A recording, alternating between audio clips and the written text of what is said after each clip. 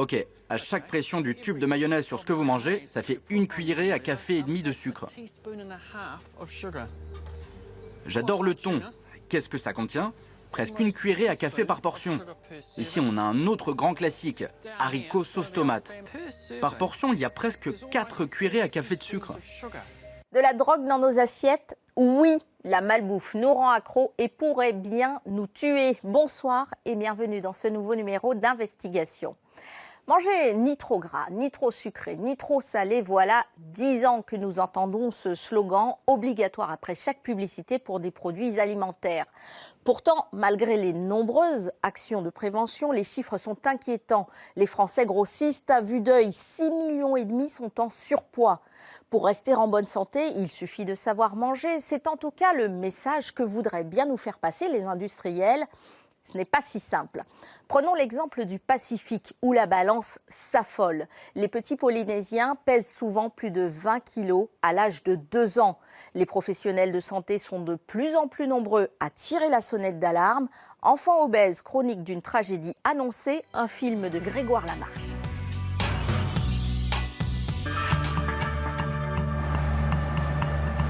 Dans le monde, d'après l'OMS, le nombre d'enfants obèses serait passé de 32 millions dans les années 90 à 42 millions aujourd'hui. Une pandémie mondiale à laquelle n'échappe pas la France. L'outre-mer, la Polynésie en tête, est durement touchée. 80% de toutes nos maladies proviennent de ce que nous mangeons dans nos assiettes. Un jour, je n'en pouvais plus et je me suis évanouie. Les responsables, c'est bien nous. Quand tu as envie, tu en manges, et même quand on abuse. Mais vous ne pouvez pas tout régler par la loi. Le problème n'est pas le problème du sucre, c'est un problème de comportement alimentaire. Le vrai courage politique, ça serait d'interdire et McDonald's et Coca-Cola sur le territoire. En France, l'obésité fait des ravages. En 20 ans à peine, le nombre d'enfants obèses a triplé.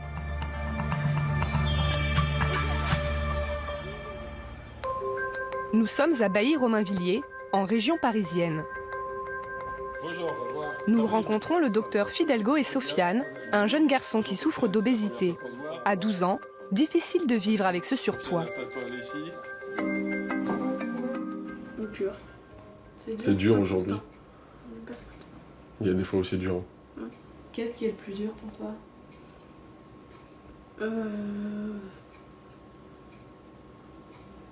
Le fait de prendre du poids aussi rapidement, c'est dur ça. Et puis voilà. Et ça entraîne quoi dans la vie de tous les jours? Des moqueries. Et des difficultés. Ouais. Ce mal-être, le docteur Fidalgo le connaît bien. Lui-même est un ancien obèse. Ce qui est dur, c'est de... Quand je vois un enfant pleurer comme ça, avoir envie de pleurer parce que je sais ce qu'il ressent, à chaque fois, moi, je pleure de l'intérieur aussi. Moi, mon médecin, il me disait « Laurent, arrête de me raconter des histoires, si t'es gros, c'est que tu manges trop ». Et il finissait toujours sa phrase par « il n'y avait pas de gros à Auschwitz ». Donc ça, tu peux pas comprendre, mais moi, ça m'avait... Et aujourd'hui encore, 30 ans après, 35 ans après, c'est une phrase qui me déchire de l'intérieur. Allez, on va faire les mesures, voir où t'en es. On va sur ta copine. Super. T'as vu le chiffre? Sofiane a perdu 5 kilos en 2 mois. Elle est pas belle, la vie? T'as perdu 4 cm de ventre. Tu dois le sentir dans tes t-shirts, non? Ce qui fait descendre l'IMC à 32,9. Il y a un tour de taille qui est descendu à 98. En France, les enfants obèses comme Sofiane représentent 5% de la jeunesse. D'après le ministère de la Santé, c'est en Polynésie française qu'ils sont les plus nombreux. Nous avons décidé de nous y rendre, direction Tahiti, pour mener l'enquête. Nous allons découvrir que sur cette île en plein Pacifique, la situation est critique. Ici, l'obésité infantile atteint des records, bien plus encore qu'aux États-Unis. Un enfant sur 3 est concerné. Pourquoi la Polynésie est-elle si durement touchée? Comment en est-on arrivé là? Et peut-on inverser la tendance? Notre enquête commence à Papeete. Nous nous rendons à quelques kilomètres de la capitale, rencontrer un adolescent en surpoids qui accepte de témoigner. Chez la famille Butcher, nous faisons connaissance avec le fils, Tapunui, 16 ans. Comme de nombreux jeunes, Tapunui a l'habitude de passer beaucoup de temps devant ses écrans. La plupart du temps, quand je reviens de l'école, je regarde un peu la télé, je reste tout le temps au lit et je reste sur Facebook. Mais en général, je bouge pas du tout. J'aimerais bien sortir avec mes collègues, mais à cause de mon poids, je me sens un peu à l'écart. C'est moi qui ai honte. Les autres, ils me regardent pas forcément, mais c'est moi qui regarde les autres.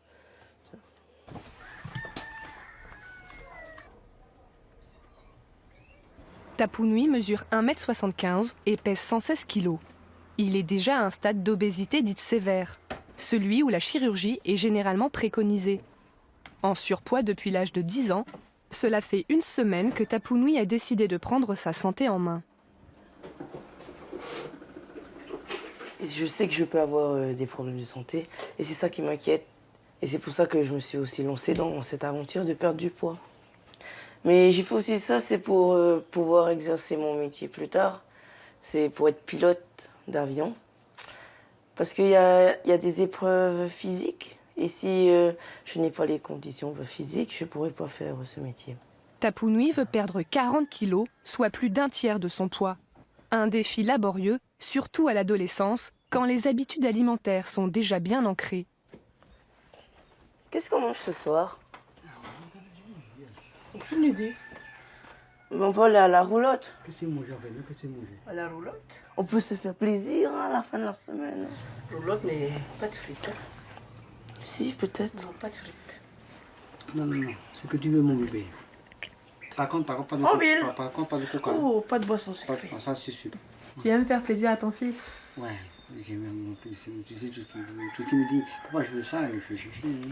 Même si c'est à 1h du matin, minuit, je vais chercher, pas de souci. C'est la maman qui se fâche avec moi. À chaque fois, elle me dit, oui, mais c'est à toi de ne pas me donner à manger. C'est lui. C'est toi qui trie, c'est toi qui lui donne la... mais si, il a fait comme tu le fais, de façon. Mais de la salade. Prends de la salade. N'importe quoi, il n'a pas, non. Je vais me changer. Tapunui sait que s'il veut mincir, il doit suivre un régime drastique. Un combat quotidien qu'il partage avec ses parents, qui font au mieux pour l'aider. Tapou, est-ce que ça te gêne, par exemple, la piscine ou être torse nu ou... Ouais, ça, ouais. Tu peux m'expliquer un peu C'est pourquoi? très gênant d'être torse nu. Parce que après, on voit mon ventre, les vergetures aussi. C'est pour ça. Ces complexes rendent l'adolescence de Tapunui difficile à vivre. Sa mère voit bien que le jeune adolescent traverse un véritable mal-être. Oui, ça m'inquiète vraiment. Vraiment qu'il perde du poids, qu'il revienne, que tout redevienne à la normale.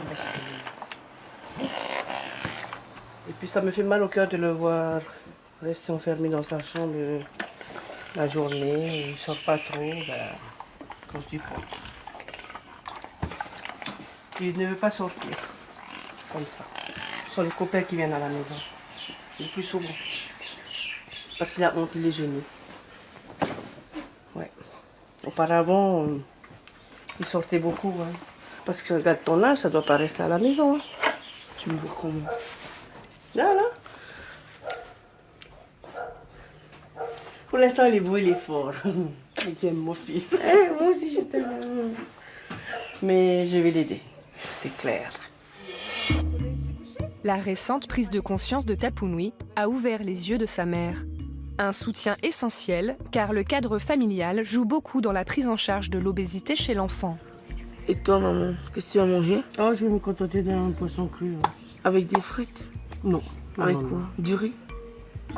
Un long chemin attend Tapunui, lui qui rêve d'être un adolescent comme les autres. C'est toi qui vois. En passant quelque temps sur l'île, nous allons découvrir que les profils comme le sien sont très nombreux.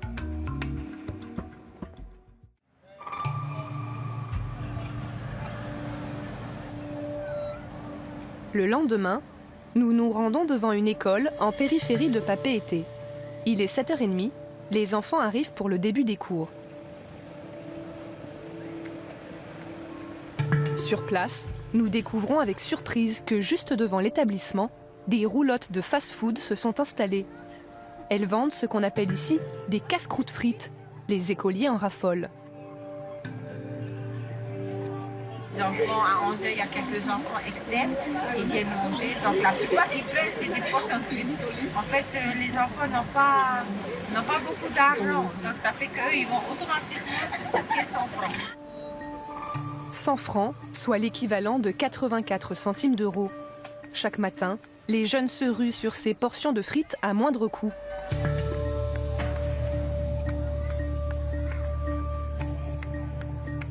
Nous demandons à pénétrer dans l'école pour demander ce que pense le corps enseignant de ses habitudes alimentaires.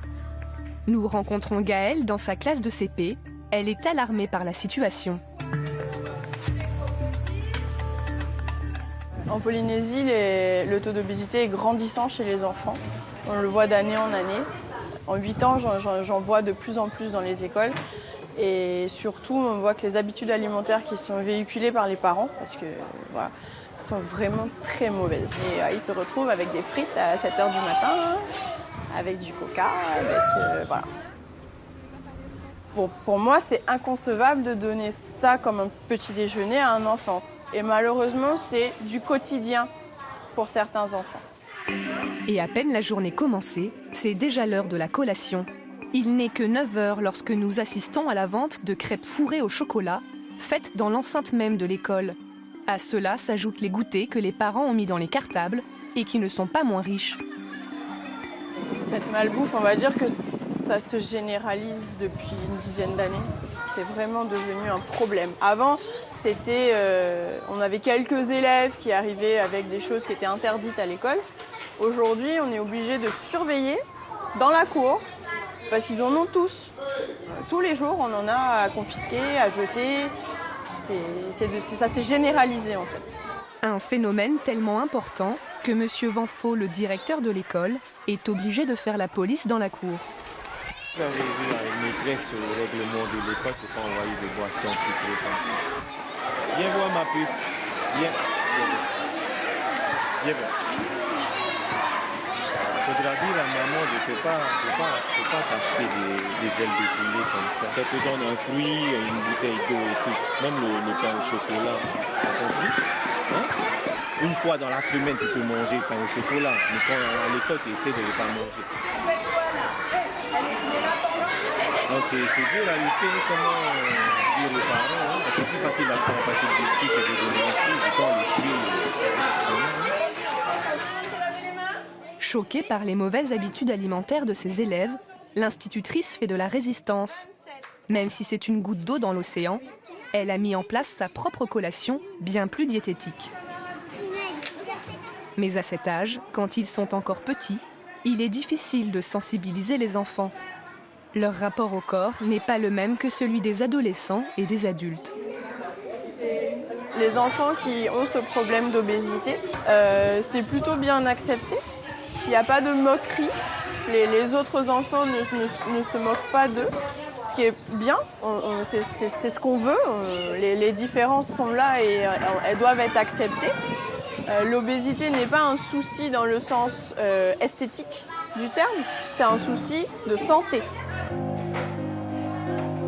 Un souci de santé qui plane sur Tahiti de façon frappante. Car où que nous allions, nous croisons à travers l'île beaucoup de jeunes en surpoids.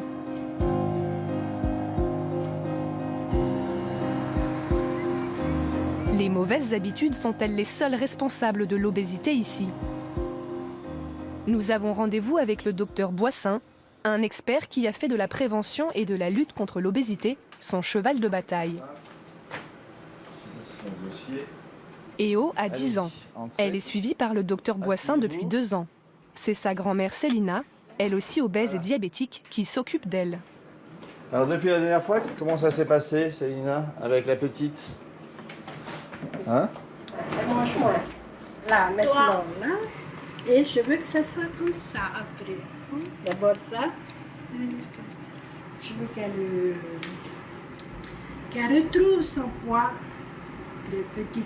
Je veux que ça se passe bien pour sa santé. Je veux pas qu'elle ait le diabète, la tension, tout ça, quoi. Hein.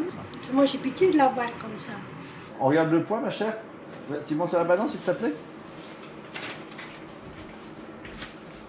Donc elle était à plus de 95 kg et là elle est à moins de 94. Donc ça c'est en moins d'un mois, c'est très bien. Nous apprenons qu'en Polynésie française, peu de familles font la démarche de consulter. Pourtant, les risques et les dangers de l'obésité sont bien réels. Alors les complications de surcharge pondérale, c'est surtout l'hypertension, ça peut être le diabète, ça peut être des troubles articulaires parce qu'ils sont justement trop lourds pour leurs os qui sont en croissance. Elle n'a aucune complication. Vous voyez, elle a une bonne tension, elle a 10,5, donc elle va bien. Alors, une des complications cardiovasculaires, c'est-à-dire que c'est pour ça que les sujets obèses meurent plus vite que les autres, parce que leur cœur, normalement, devrait être à 60 par minute, et déjà à 86, donc 50% de plus, et donc il va s'user plus vite. Et quand ils vont faire une activité physique, ils démarrent déjà à 86, alors que nous, on va démarrer à 60. Hein. Et par contre, la majorité, ils ont le sourire. Et à l'école, tu as dit, c'était le volleyball en ce moment qui était l'activité. Et tu joues bien? Oui. Ah, j'ai des grandes par rapport aux autres. Hein. Je vous la rends. C'est bien. On a fait des progrès. Hein. Voilà. Pour le docteur Boissin, la grande coupable de cette obésité infantile galopante, c'est l'alimentation industrielle. On s'est aperçu que la majorité des enfants obèses, ils n'avaient jamais vu leur maman faire la cuisine. Alors, éventuellement la grand-mère, mais jamais la maman. Médicalement, si on continue comme ça, en 2050, la moitié de la population de la Polynésie est malade. Et donc, si la moitié de la population, dès que ça dépasse 49,9%, la civilisation, elle est détruite. C'est ce qui s'est passé en Égypte, c'est ce qui s'est passé avec les Aztèques, les Incas. Dès qu'il y a eu la moitié de la population malade, la civilisation même a disparu. Allez, bisous, tantôt, mais moi, jamais ça quand on sort d'ici. Jamais. Célina, merci. Et donc au mois de décembre, hein? Voilà, la prochaine tantôt. Au mois de décembre. Voilà vous. En parcourant l'île, nous voyons très peu de surface cultivée. La population s'est installée sur le littoral. À l'intérieur des terres, la montagne n'a pas été désenclavée. En Polynésie française, près de 90% des aliments consommés sont importés.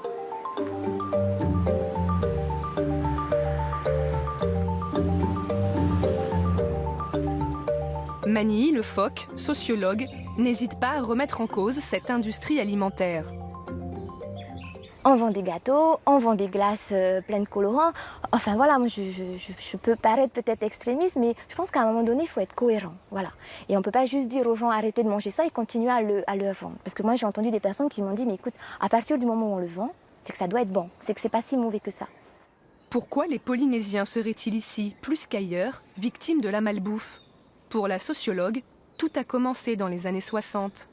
Le gouvernement français installe alors en Polynésie son centre d'expérimentation nucléaire. Des milliers de militaires débarquent dans les îles, apportant avec eux leur mode de vie et de consommation. Tout à coup, plus besoin de pêcher ni de cultiver, les supermarchés regorgent d'aliments industriels prêts à consommer. Et là, j'allais dire, c'est l'effet d'une bombe dans tous les sens parce que c'est l'accès, la monétarisation déjà de l'économie et l'accès à tout un tas de produits qu'il n'y avait pas avant. Et le fait que maintenant les gens puissent eux-mêmes finalement se payer ces aliments-là, et ben voilà, ça lève, voilà, on passe d'une abondance rêvée à une abondance réelle. Et tous les produits qui sont arrivés industriels, donc on les connaît, hein, riches en sucre, riches en matières grasses. Voilà, ça a complètement changé la façon de consommer et ça a été très très rapide puisqu'en peu de temps, on a adopté une façon, des modes de consommation qui dans d'autres pays existaient déjà, mais eux avaient, ça s'était fait beaucoup plus progressivement. Pour prendre la mesure des modes de consommation actuels des Polynésiens, nous décidons de nous rendre dans un supermarché de Papeete. Nous avons rendez-vous avec une diététicienne, Terili, qui tient à nous montrer la démesure de certains produits. Dans les rayons, l'influence américaine est flagrante. Los Angeles n'est qu'à 8 heures de vol et la culture US est visiblement la référence.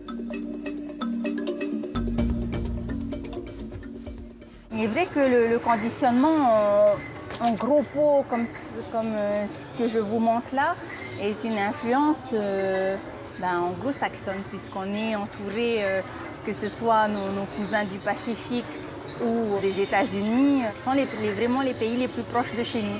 Et donc au niveau importation, on retrouve beaucoup de produits de Nouvelle-Zélande, d'Australie ou des États-Unis dans nos rayons. Du coup, au niveau des apports en graisse, c'est vrai qu'on explose. Gras ou sucré, nous découvrons que la plupart des produits sont toujours proposés en conditionnement XXL.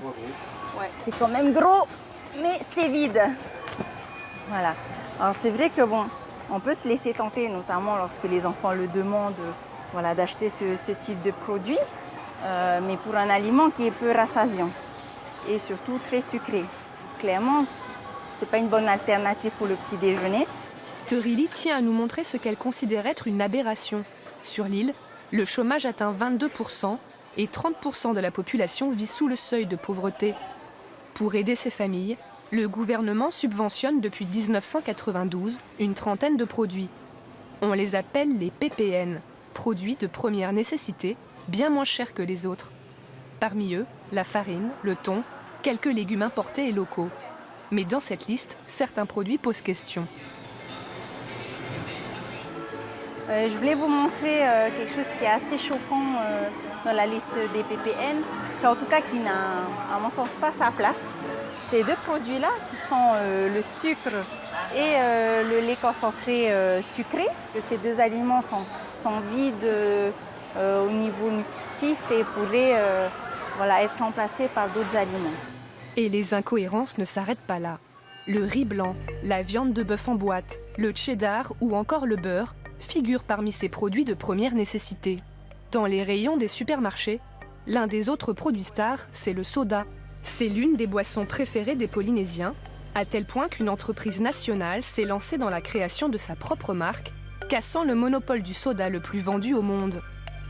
Dans tous les supermarchés, la marque fait maintenant bonne figure face aux géants du cola, avec plus de 2 millions de litres de bouteilles vendues en moins d'1 an.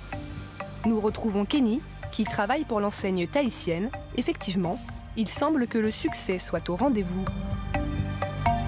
Alors, je constate qu'il y a beaucoup de ruptures, donc que soit il va falloir passer plus de commandes, soit il va falloir négocier plus d'espace.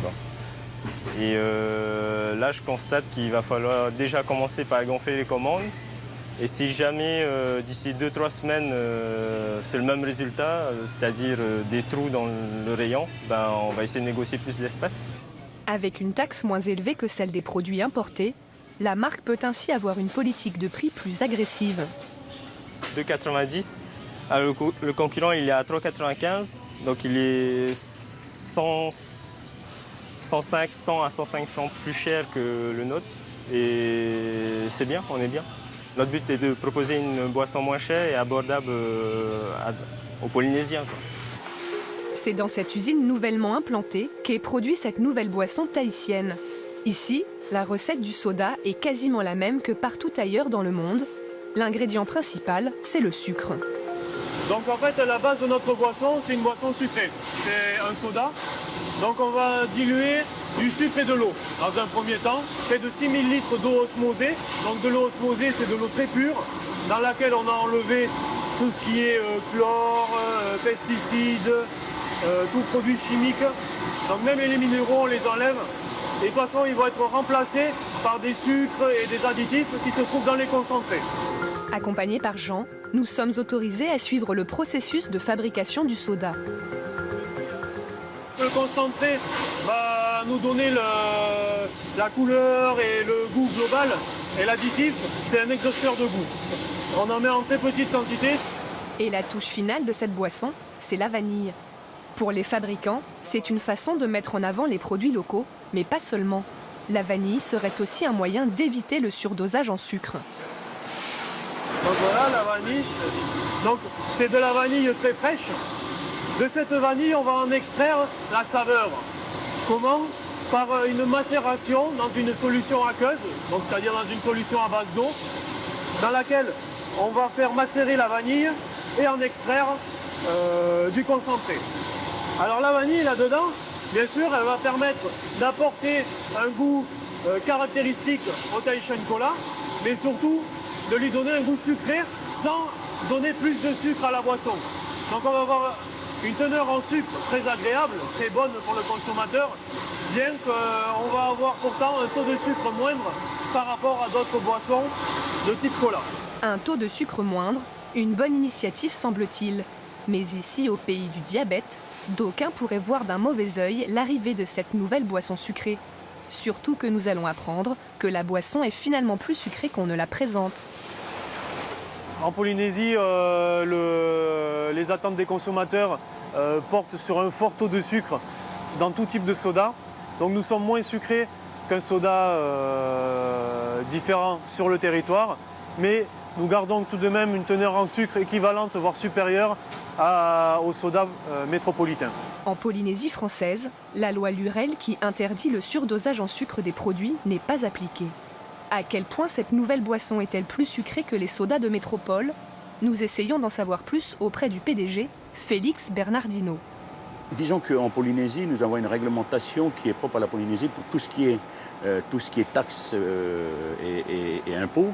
C'est géré, on a l'autonomie interne, donc c'est géré par le gouvernement local. Donc la réglementation aujourd'hui, elle n'est pas collée sur l'application qu'il y a sur les boissons sucrées en France, mais nous, en tous les cas, on essaye d'être au plus près de la réglementation parce qu'on sait qu'à un moment donné, je pense que la Polynésie va prendre aussi une loi pour que le surdosage en sucre soit évité dans les boissons sucrées. Et quand nous insistons pour savoir à quel point le soda est surdosé en sucre, le PDG devient mal à l'aise. La teneur en sucre est beaucoup moins importante en France qu'aux États-Unis. Donc nous, on a cherché à nous coller à ça. Donc maintenant, est-ce qu'on est à quelques grammes au-dessus peut-être vaut mieux pas qu'on reste sur cette réponse. Comme je vous dis, on ne fait pas un produit pour qu'il ne fonctionne pas. On fait un produit qui puisse plaire aussi aux gens. Ensuite, je pense que les consommateurs doivent aussi limiter leur consommation. Nous ne sommes pas là pour qu'ils consomment au maximum, c'est à eux de limiter. Je pense que la prise en charge de tout un chacun, de la salubrité publique sur la santé et l'obésité, c'est chacun qui doit se faire d'abord violence pour ne pas consommer au-dessus de ce qui est une consommation normale. Mais l'autorégulation est-elle si simple? En France, les patients atteints de ce qu'on appelle la maladie du soda ou encore maladie du foie gras ne cessent d'augmenter. Cette pathologie, entraînant des cirrhoses, concerne environ 12% de la population française. Dans les rues de Tahiti, nous sommes d'ailleurs surpris de découvrir autant de distributeurs de soda. Même au fin fond des terres, ces machines trônent au bord des chemins. C'est dans les quartiers défavorisés, particulièrement touchés par l'obésité, qu'on en rencontre le plus. Nous sommes dans la commune de Fa'a, l'un des endroits les plus pauvres de Tahiti. C'est ici que vit Ereya avec ses parents et sa sœur Molly. Il n'y a que le père qui travaille. La mère d'Ereya, à cause de son obésité, a une maladie respiratoire qui l'en empêche. Alors, la famille vit chichement avec le strict minimum. Alors, là, c'est mes affaires d'école.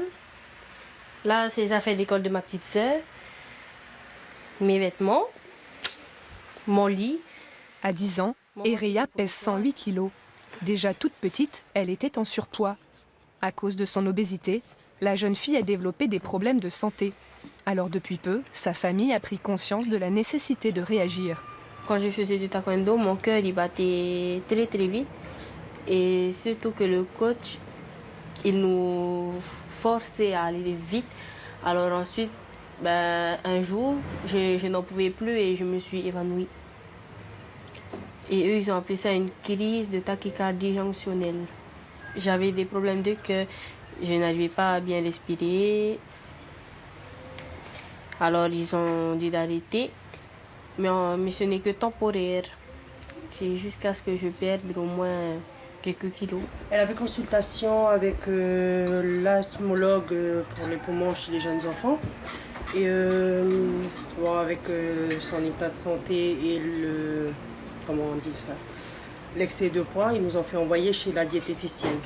Par chance, quand ils nous ont fait envoyer chez la diététicienne, au lieu de payer les consultations, on les faisait passer par les consultations d'asthmologue. La diététicienne, elle me conseille de manger plus les légumes, moins les féculents comme le riz, les pâtes, les lentilles. Et de manger sain, c'est-à-dire équilibré. En fait, je ne l'ai jamais dit, à part la famille et tout, mais publiquement, je ne l'ai jamais dit. Difficile en effet pour la petite fille de 10 ans de parler d'un sujet qui la concerne intimement. Comme 2 ou 3 fois par semaine, Ereya va se baigner avec sa mère et sa sœur. C'est aujourd'hui la seule activité physique qu'elle peut faire depuis qu'elle a dû arrêter le taekwondo. Mais elle n'y va jamais seule. Chaque baignade se fait sous la surveillance étroite de sa mère.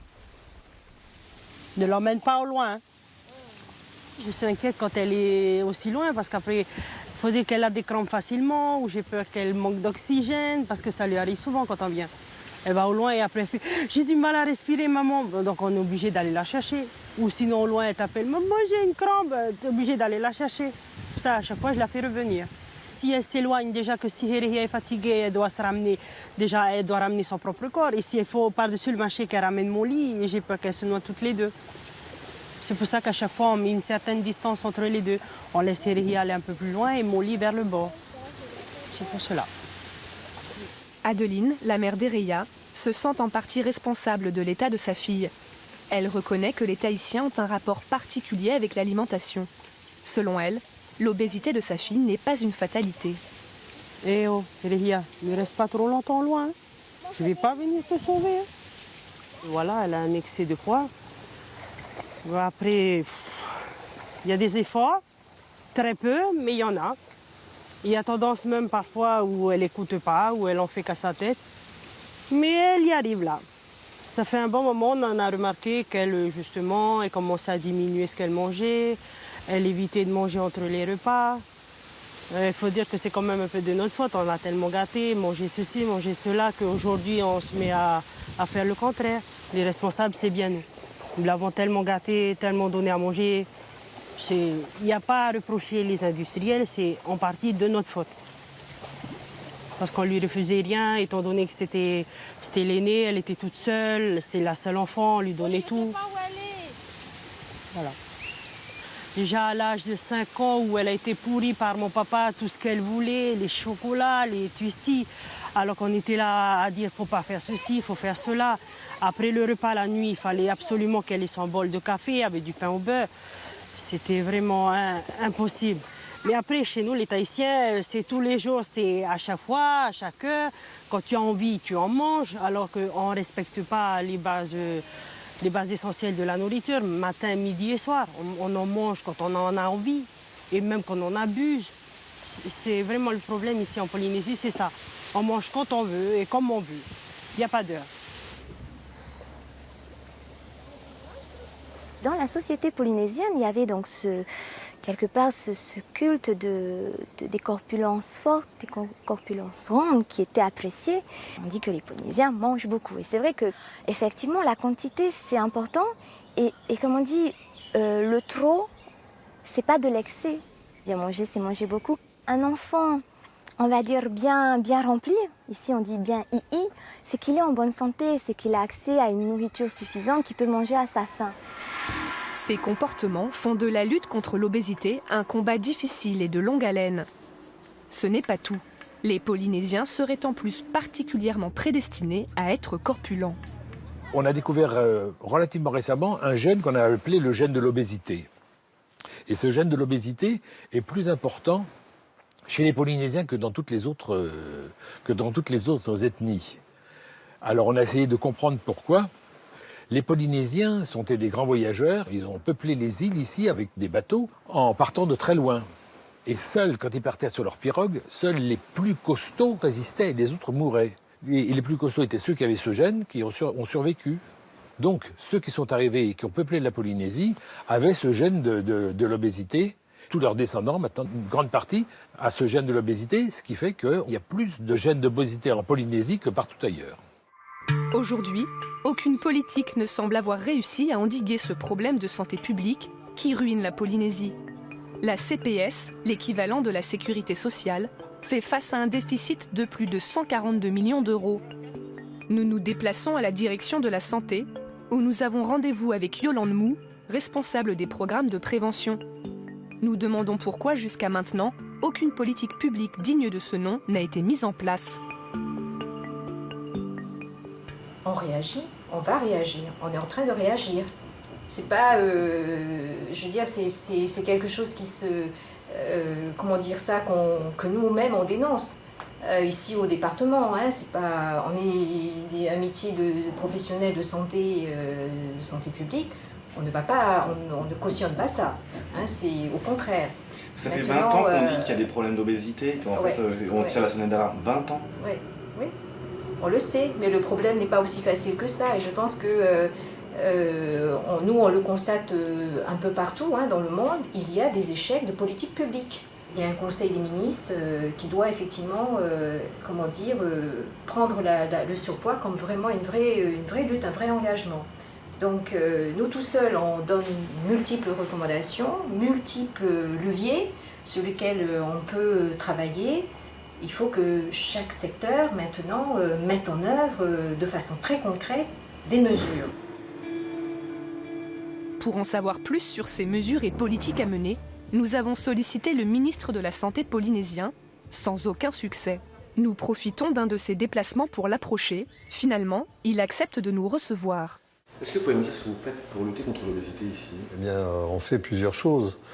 D'abord, on identifie, à l'heure actuelle, on identifie les besoins en matière de prévention de l'obésité, c'est-à-dire qu'il y a un travail qui est fait à la fois dans les écoles, et une promotion qui est faite également sur les activités sportives et le bienfait qu'on peut en tirer. Pourquoi en fait vous n'avez pas, le pays n'a pas pris exemple, comme toutes les autres régions d'outre-mer, d'interdire le surdosage des produits tels les boissons sucrées, et d'interdire le surdosage des boissons sucrées? Nous sommes loin de tout ici.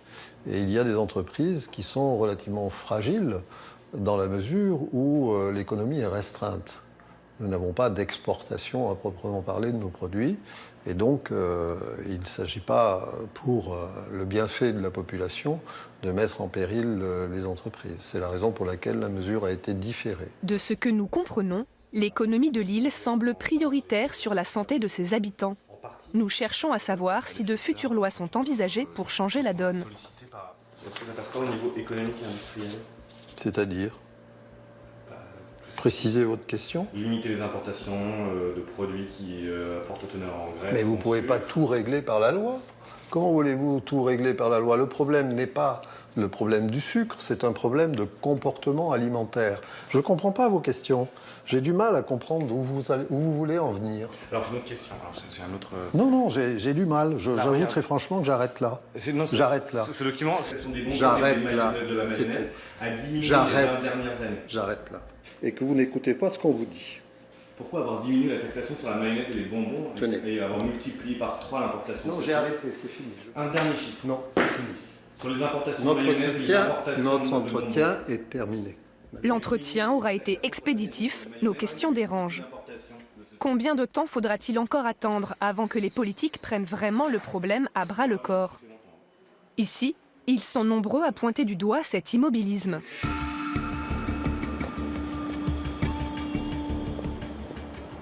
Dans le gouvernement, je ne sais pas vraiment s'il y a une prise de conscience, parce qu'on n'a pas l'impression que dans les faits, il y ait vraiment des décisions qui soient prises, qui vont dans le sens de régler ce problème.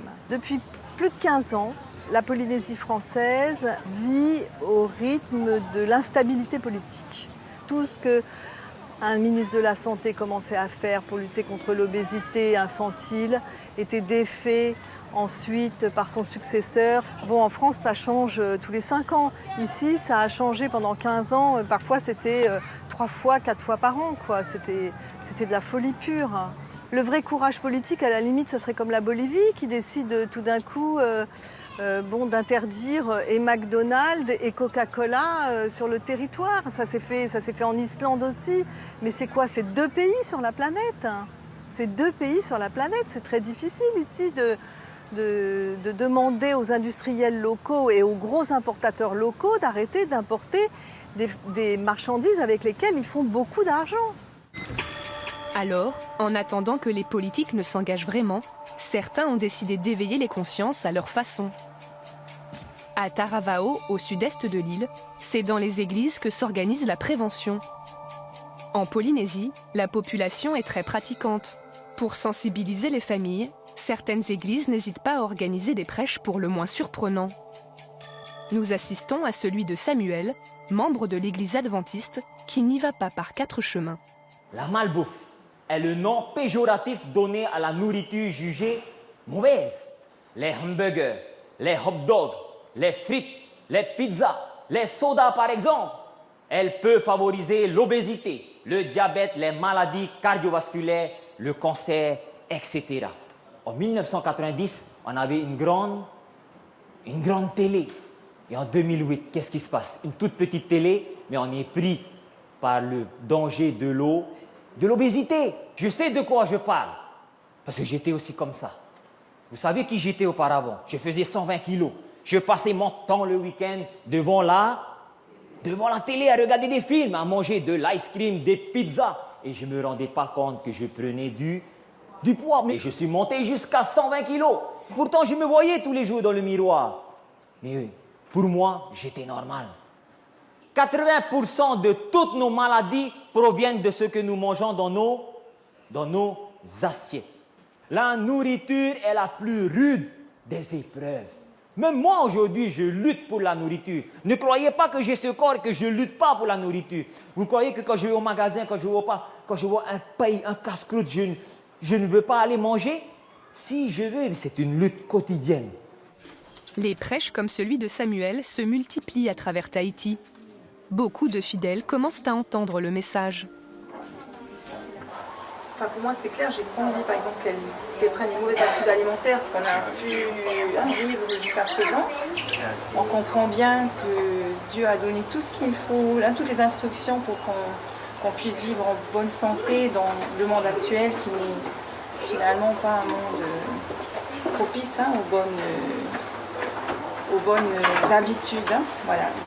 J'ai mal quand je vois ces enfants tôt le matin avec des hamburgers, des sodas et bien d'autres choses encore qui détruisent leur santé. Mais aujourd'hui, on vit dans un temps où on est surchargé par le travail et forcément on oublie les enfants. Et le soir, quand on revient du travail, on est fatigué, qu'est-ce qu'on fait? On va aux roulottes voilà, et on consomme n'importe quoi. Mais au préjudice après de notre santé. Voilà. Les roulottes à Tahiti, c'est une institution. Dès la tombée de la nuit, on les retrouve partout. Poissons crus ou grillés, steaks frites et même raclette. Sur place ou à emporter, la street food y est copieuse et bon marché. Ce soir, sur la place principale de Papeete, nous retrouvons le jeune Tapunui, l'adolescent de 16 ans qui a décidé de perdre du poids. Il vient dîner avec ses parents, mais son repas ne va pas vraiment être celui d'un régime. Merci. Le soda, c'est pour qui alors? Pour lui, mais il a dit qu'il pouvait en boire et moi j'ai dit non. Donc le père il dit oui, la maman elle dit non. Alors Tapou, tu fais quoi? Non. Parce que ça fait 2 semaines que j'ai arrêté, c'est pas pour reprendre aujourd'hui. Pas de soda pour l'adolescent, mais question menu, difficile pour les parents d'empêcher leur fils de se faire plaisir. Dans son assiette, plus de 1000 calories. Bon appétit. Merci. C'est énorme. Les portions elles sont généreuses. Ça c'est typique de la roulotte ou Ouais, c'est typique de la roulotte ça. Je sais pas ce que mais là t'as vu j'ai une belle portion là. Ouais.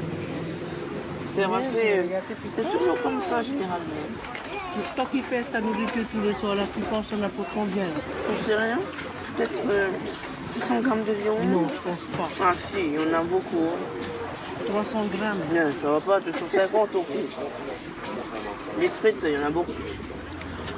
Là, tu manges pas 1 kilo là ce soir. À 16 ans, difficile de se priver de ce qu'on adore. Si Tapunui s'offre ce plaisir, il semble malgré tout conscient de l'importance d'une alimentation équilibrée. Si j'ai des enfants un jour, je ferai tout le contraire de ce que ma mère a fait. C'est-à-dire pas de gâteau, pas de bonbons, pas de trucs sucrés, pas trop de féculents, privilégier la salade, voilà, des choses comme ça. Et le plaisir aussi quand même? Ouais, non, bof. Pas trop les habituer non plus. Peut-être une fois par semaine, autoriser une sortie familiale, là, comme sortir à la roulotte. Ce serait pas mal. Ouais. Changer les mentalités et les comportements alimentaires prend du temps. Sur l'île, certaines municipalités conscientes du problème montent des projets et lancent leurs propres actions de proximité. Nous sommes à Arué, une petite commune voisine de Papeete. Ici, un projet pilote commence à porter ses fruits. La commune a octroyé une parcelle de terre à 7 familles très défavorisées et les forme à l'agriculture biologique. Une occasion inespérée pour ces familles qui accèdent désormais à une alimentation de qualité et gagnent en plus un petit revenu grâce à la vente des excédents de leur potager. Ce projet a été mis en place parce que le maire l'avait souhaité, voulait mettre en place ce genre d'activité pour aider nos familles des quartiers prioritaires. Donc ce sont des familles en difficulté, réellement dans le besoin. Et ce projet leur permet justement de pouvoir subvenir un peu aux besoins alimentaires, mais ça leur permet aussi au niveau santé d'améliorer leur santé parce qu'ils produisent que des produits bio. Selon l'Institut de veille sanitaire national, seulement 1 Polynésien sur 10 consomme la portion quotidienne de fruits et légumes recommandée. Sur les hauteurs d'Erima, Enou, Marie-Rose et leurs 4 enfants profitent de ce programme depuis les tout débuts. Ils cultivent tous ensemble. Cette occupation est devenue pour eux une activité quotidienne et un terrain de jeu idéal. Voilà, tout ce qui est importé pour nous, bon, en fait pour moi c'est pas bon non plus. Voilà. Moi, je préfère montrer l'exemple pour mes enfants aussi, pour leur avenir aussi. Voilà. C'est comme chez nous. Nos parents ils font aussi la même chose jusqu'à maintenant. Voilà. Ils ont pris de l'âge, tout, ben, c'est ce que je veux transmettre aussi à mes enfants. Voilà. Il y a le parcours, la pêche, voilà. Faut équilibrer quoi. C'est difficile, hein? Mais bon. On a tellement l'habitude, il y a le McDo facile quoi, comme on dit. Pour faire développer la fainéantise. Comme ils ont tellement l'habitude aussi de manger les conneries. Ça c'est de la connerie pour toi. Qu'est-ce que c'est? Du pops. Ils préfèrent ça que si je donne des légumes. Hein. Là, j'aime pas les haricots, ça peut. À Tahiti, 2 autres villes se sont inspirées de ces potagers solidaires et proposent à leurs habitants des parcelles comme celle-ci. L'objectif à terme, que la plupart des familles défavorisées de l'île possèdent leur propre potager. Il reste encore beaucoup à faire. Les écoles et l'éducation ont un rôle essentiel pour sensibiliser et encadrer les plus jeunes. À Moorea, une école fait figure d'exemple pour toute la Polynésie française. Sur cette petite île de rêve à l'ouest de Tahiti, l'école de Pao Pao apprend aux enfants la culture des légumes locaux.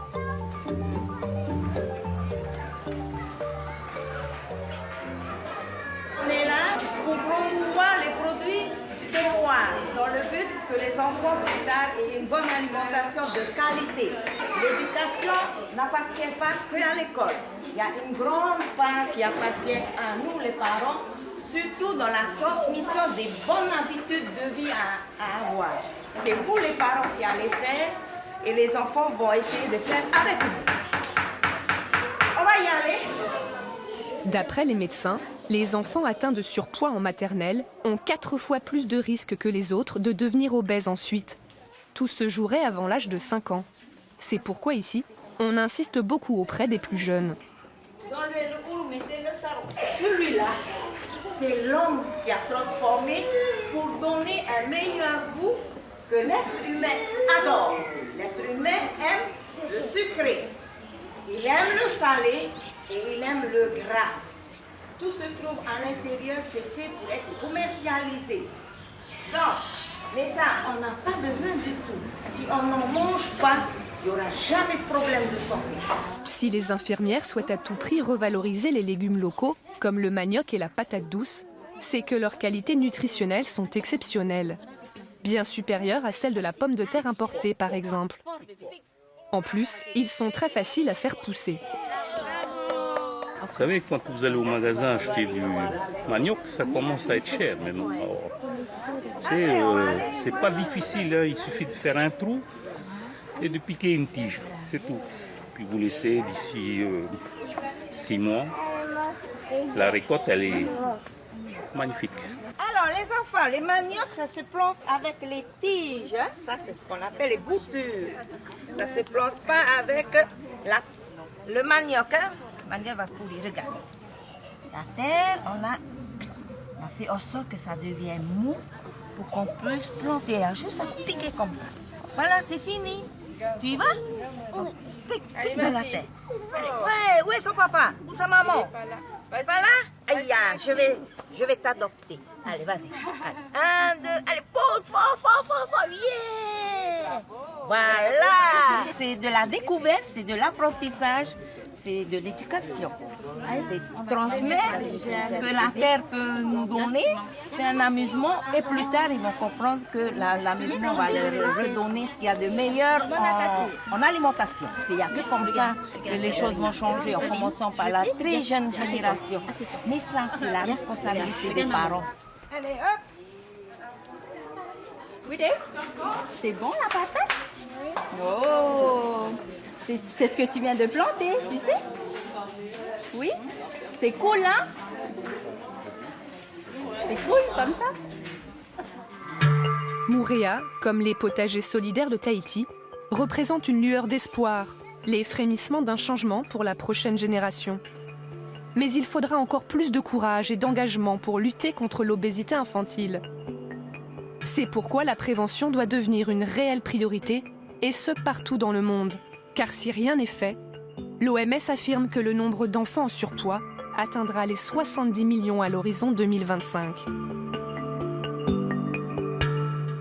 Un soda tahitien surdosé en sucre, cela ne semble pas déranger les autorités locales, alors que l'hypertension et le diabète restent les premières maladies en Polynésie française et la première cause de décès aussi.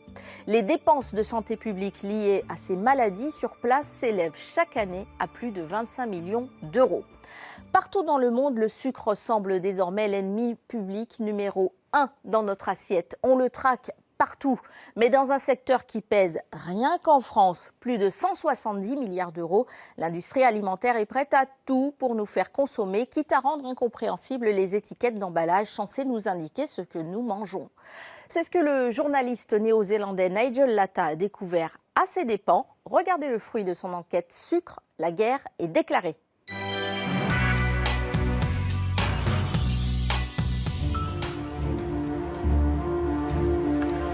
Que pensez-vous de la relation entre le sucre et l'obésité, le diabète et tous ces problèmes de santé? Si je vous disais que le sucre que nous consommons tous les jours était en grande partie responsable de l'explosion de l'obésité dans le monde et de certaines des maladies les plus graves de notre temps?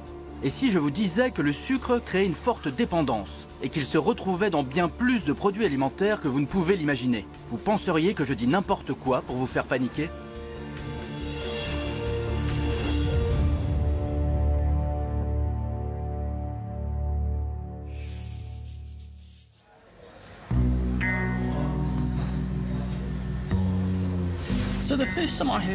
La première fois que j'ai entendu dire que le sucre était toxique, c'était par un Américain à la télé.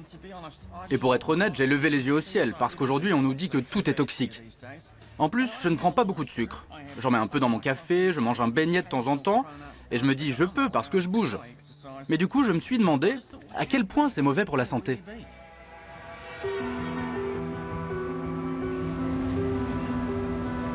Pour trouver des réponses, je vais rencontrer un des détracteurs les plus virulents du sucre dans le monde. C'est le gars que j'ai vu à la télé, le professeur Robert Lustig, et il fait un carton sur YouTube. Ce produit nous empoisonne. Et il a été ajouté insidieusement dans tous nos aliments, à toutes les étapes de la chaîne de production. Et la question c'est, pourquoi ? Le professeur Lustig est aujourd'hui reconnu dans le monde entier pour son message anti-sucre. Le sucre a 3 effets que les autres aliments n'ont pas. Il provoque l'accumulation de graisse dans le foie, le vieillissement cellulaire, et il empêche le cerveau de réguler la sensation de satiété. Il est donc toxique. Le sucre, toxique? C'est un peu exagéré, non? Après tout, même l'eau peut vous tuer si vous en buvez trop. Mais le docteur Lustig va encore plus loin. Il compare le sucre à l'une des substances de consommation les plus toxiques. Ce n'est pas la nicotine qui est toxique. Ce sont les goudrons qui sont toxiques. Toutes les cigarettes sont toxiques. Professeur Lustig, êtes-vous en train de dire que les normes de preuve de la toxicité du sucre et l'effet pathogène du sucre sont comparables à ceux du tabac? Absolument. Et comment se fait-il que les gens ne soient pas au courant des effets toxiques du sucre? Nigel, pourquoi suis-je assis en face de vous à vous parler? Parce que votre public doit comprendre que ce qu'on lui a dit, ce qu'on lui a vendu pendant les 40 dernières années, c'est une mystification de l'industrie agroalimentaire visant à faire de l'argent au détriment de la santé. Il est temps de changer la donne.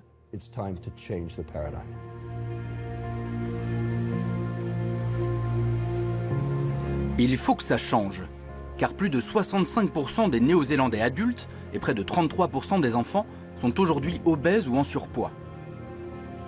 Et quand je regarde autour de moi, je me demande dans quelle mesure le sucre en est-il responsable? La première question est de savoir de combien de sucre on a besoin par jour. Et la réponse est 0. Il n'y a aucun processus biologique dans le corps qui nécessite du sucre alimentaire. Un foie a la capacité de métaboliser une quantité de sucre limitée. Un peu, ça va, mais pas trop. Si on dépasse la capacité de métabolisation du foie, on a des problèmes. Et c'est ce qu'on peut voir actuellement.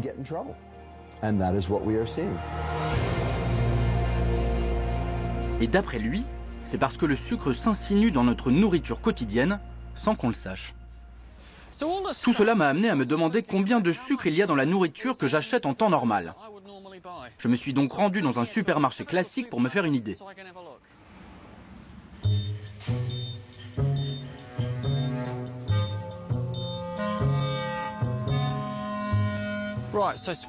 Alors les pâtes à tartiner. Évidemment, ce genre de produit chocolat noisette délicieux doit forcément contenir plein de sucre. Et c'est le cas. 2 cuillères à café de sucre par portion. Pour être honnête, je ne pensais pas que ce genre de pâte à tartiner contenait du sucre. Mais en fait, elle contient 11,2 x 2,5, 28 grammes de sucre dans un de ces petits pots. Ce qui fait 7 cuillères à café de sucre. Je n'aurais jamais cru qu'il y avait 7 cuillères à café de sucre dans un pot de cette pâte à tartiner. Alors ça, c'est un grand classique néo-zélandais, sauce tomate. Incroyable. Par portion, c'est-à-dire par dose de sauce tomate, il y a plus d'1 cuillère à café de sucre. Donc à chaque pression dans l'assiette, c'est plus d'1 cuillère à café de sucre. C'est fou, je ne le savais pas. La mayonnaise? On va prendre l'allégée, celle qui porte le symbole de la Fondation pour la santé du cœur. Elle doit être saine. Ok, à chaque pression du tube de mayonnaise sur ce que vous mangez, ça fait 1 cuillerée à café et demi de sucre. J'adore le thon. Qu'est-ce que ça contient? Presque 1 cuillerée à café par portion. Ici, on a un autre grand classique, haricots sauce tomate, qui contient...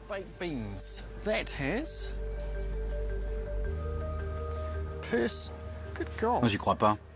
Par portion, il y a presque 4 cuillerées à café de sucre. Je m'attends à beaucoup de sucre ajouté dans les boissons gazeuses. Mais étonnamment, on y trouve aussi du jus de fruits. Les fruits contiennent naturellement du sucre, ce qui est bon. Mais dans les jus, il y a des sucres très concentrés. On dirait qu'on ne peut pas y échapper. Ce que je commence à comprendre en me promenant et en regardant les produits que j'achèterais habituellement, c'est que le sucre n'est pas réellement caché. Il est sous nos yeux. Mais on ne le voit pas parce qu'il est présent quasiment partout. Je ne le savais pas, mais je mange beaucoup de sucre sans même m'en rendre compte.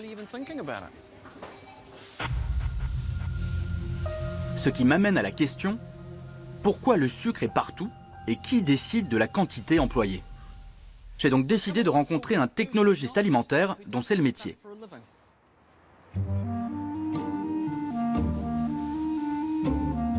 Ici, on développe des produits pour des entreprises agroalimentaires. Ça peut être une barre de céréales, une sauce ou un plat préparé. Alors pourquoi est-ce qu'on met du sucre partout? Je comprends pourquoi on en met dans les glaces et les gâteaux. C'est peu coûteux, donc on l'utilise souvent pour rééquilibrer le coût d'un produit. Dans une sauce par exemple, si c'est une sauce à base d'huile, vous pouvez retirer une partie de l'huile parce que c'est un ingrédient coûteux et mettre plus de sucre. Donc on cherche à faire les produits les moins chers. Et pour faire des produits bon marché, il faut utiliser davantage de sucre pour diminuer le coût. Les responsables marketing pensent que les consommateurs n'iront pas au-delà d'un certain prix. Comment décidez-vous de la quantité de sucre à ajouter? Eh bien, on utilise une méthode empirique. On goûte le produit pour s'assurer qu'il a bon goût, puis il est présenté à un panel de testeurs. Ce sont des goûteurs professionnels? Qui sont les membres de ce panel? Alors, dans les petites entreprises, c'est généralement le directeur du marketing et parfois même le personnel de bureau. Les plus grandes entreprises ont des moyens de mener des tests sensoriels pour avoir un retour de leurs véritables clients. Ce qui m'étonne toujours dans notre société moderne, c'est que les responsables marketing, qui semblent s'appuyer sur des suppositions et des conjectures, prennent des décisions très importantes. Par exemple, ce sont eux qui décident si la nourriture a bon goût et pas des professionnels du domaine. Le marketing est censé savoir ce que veulent les consommateurs, donc s'il a correctement fait son travail, il est bien renseigné. Mais est-ce vraiment la demande du client qui importe ou est-ce le profit? L'industrie agroalimentaire a continuellement augmenté la dose tout au long du siècle dernier, surtout dans les 30 dernières années. Elle a découvert qu'en faisant cela, le consommateur achetait plus. C'est ce qui fait sa force. Et c'est comme ça qu'elle fait de l'argent. Elle ne compte pas s'arrêter et elle ne s'arrêtera pas jusqu'à ce qu'on la contraigne à le faire. La question est, qui peut la contraindre? C'est la question à débattre.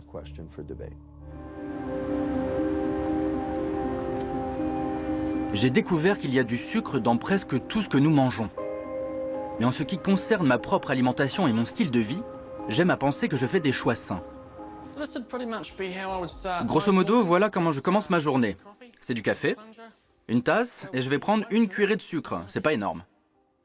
Du lait écrémé, parce qu'on m'a toujours dit qu'il fallait prendre celui-là.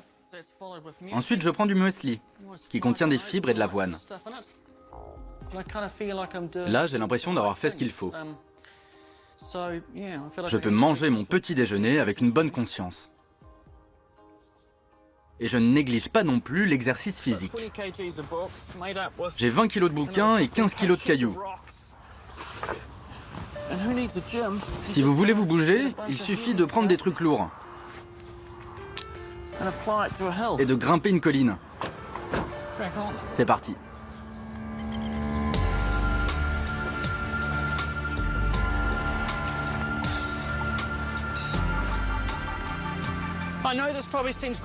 Je sais que ça peut sembler dingue pour certaines personnes, mais j'ai toujours adhéré à l'idée assez répandue que les calories qu'on gagne, on peut les perdre. Et j'aime me faire plaisir, alors si je fais ça, j'ai droit à ma récompense. Toujours vérifier. Je vais vous montrer la nourriture très saine qui constitue mon repas habituel du vendredi soir. D'abord, on a le sandwich au bœuf et du soda light, j'adore ça. Et ça, je crois que c'est une des plus grandes réalisations de l'être humain. De la crème glacée au chocolat croustillant. Waouh! Regardez ça. Ok, mais ça, c'est juste le vendredi soir. Le reste du temps, je crois que je fais plutôt attention au sucre. Mais quel est notre comportement à l'échelle du pays? J'ai été abasourdi de découvrir que le Néo-Zélandais moyen consomme actuellement la quantité énorme de 50 kg de sucre par an selon certaines études. Ça nous fait en gros 32 cuillerées à café de sucre par jour. On dépasse largement les recommandations de l'Organisation mondiale de la santé, qui sont de 9 cuillerées à café pour les hommes, 6 pour les femmes et 4 pour les enfants. Et dans notre alimentation, il n'y a pas que du sucre ajouté. Il y a aussi le sucre des compléments de glucides raffinés qui sont rapidement convertis en sucre dans le sang. Dans le pain, les muffins ou les gâteaux par exemple. Vous pouvez me mettre un de ces jolis beignets avec des amandes effilées dessus? Tous ces trucs bon marché qui sont vraiment bons, peut-être même trop bons. Angela est une jeune femme active qui habite à Auckland. Elle fait les boutiques, ne pratique pas de sport et elle adore le sucre. On est dimanche matin et je grignote. Mon alimentation se compose essentiellement de sucre et de glucides car je passe peu de temps chez moi. Je travaille beaucoup et je me nourris de fast-food 3 fois par jour. Du fast-food 3 fois par jour? Oui.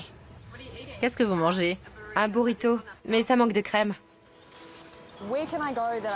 Où aller pour ne pas avoir à cuisiner ni à faire la vaisselle sans que ça me coûte trop cher?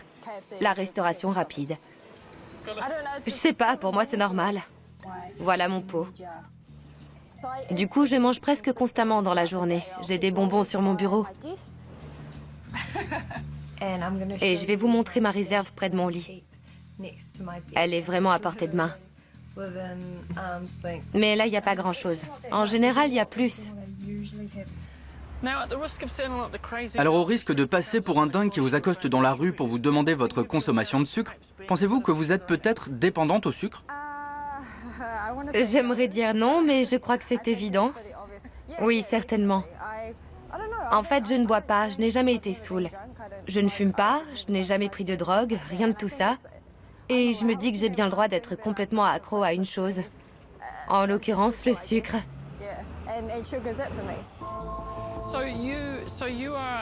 Même si elle est mince et qu'elle a l'air en bonne santé, je suis sérieusement inquiet pour Angela. Alors je vais l'envoyer voir une nutritionniste professionnelle. Je suis vraiment nerveuse. J'ai l'impression que je suis sur le point de me faire gronder par mes parents. Et là, je stresse. Je n'ai jamais vu une alimentation aussi mauvaise chez un adulte de ma vie. Oh non, c'est horrible. Pendant si longtemps. En fait, je suis... Ok, c'est sérieux. Les gens dans votre cas ont tendance à se croire invulnérables et ne pensent pas aux effets qui pourront survenir dans 20 à 25 ans. Si vous continuez sur cette voie en matière d'alimentation, vous allez vous exposer aux maladies chroniques dont on vous parle tout le temps. Oui, je crois qu'il faut que j'y réfléchisse. Oui. Un retour brutal à la réalité. Parce que si Angela continue à ce rythme, elle pourrait bien rejoindre le quart de million de Néo-Zélandais que l'on estime actuellement diabétiques.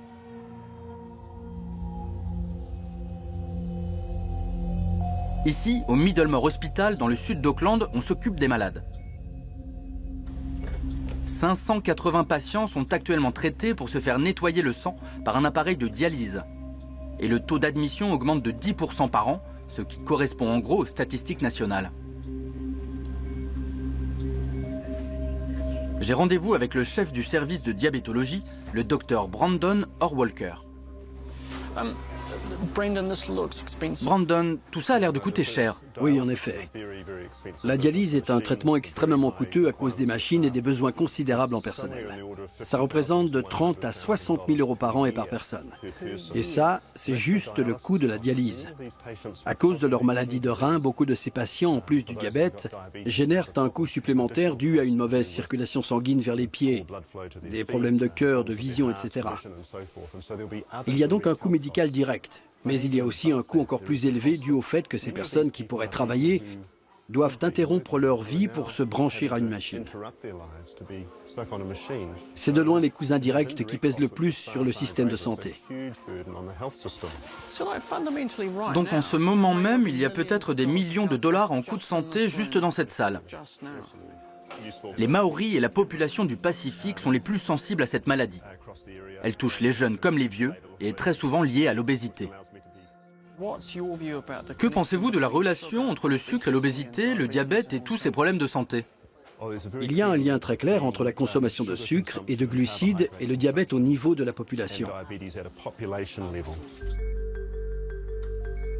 Une intervention précoce aurait pu faire la différence, mais le mal est fait.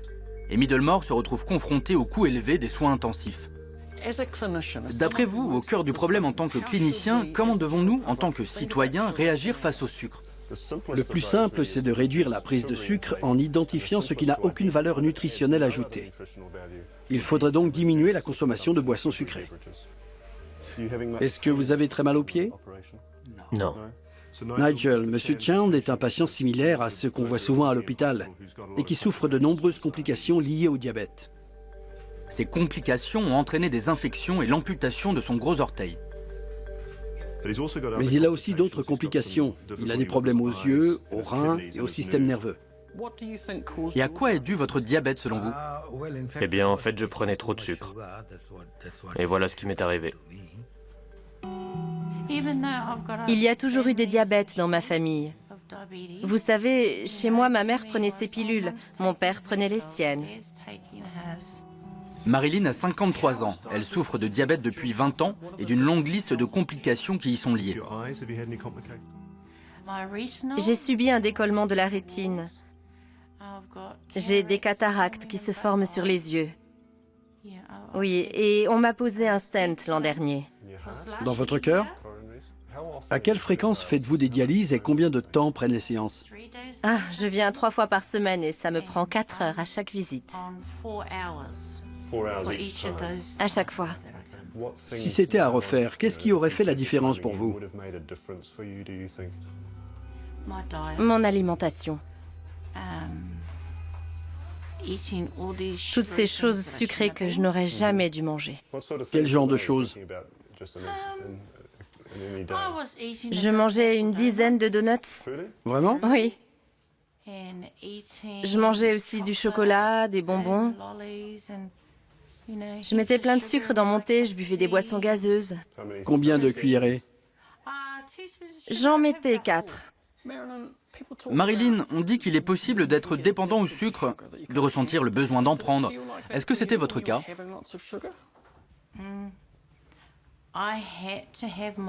Il fallait que je prenne des bonbons. Vous savez ceux qui sont vraiment sucrés, comme les bonbons à la gelée.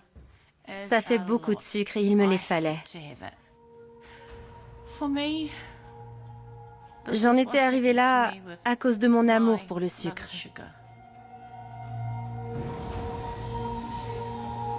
Moi aussi j'aime le sucre. Et tout ça commence à me faire légèrement douter. Quel est mon taux de sucre dans le sang? Je vais faire des analyses pour le savoir précisément.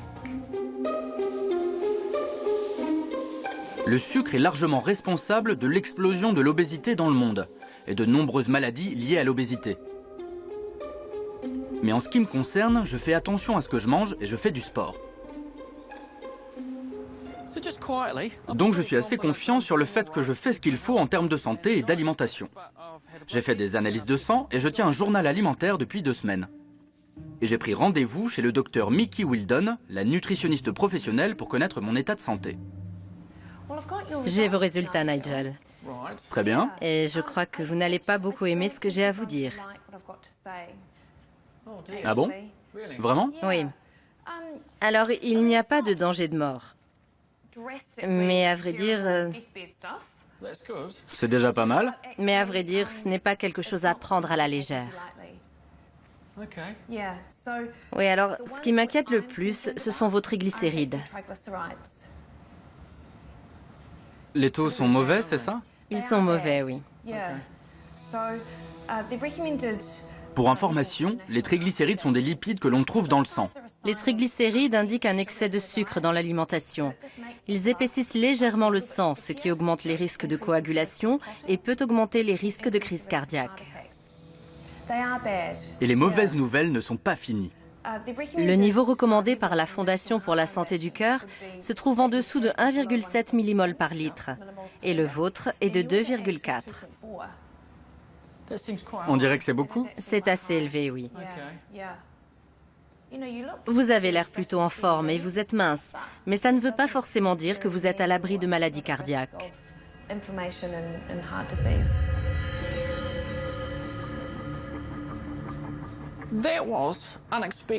Je ne m'y attendais pas, et pour être franc, ça m'a étonné.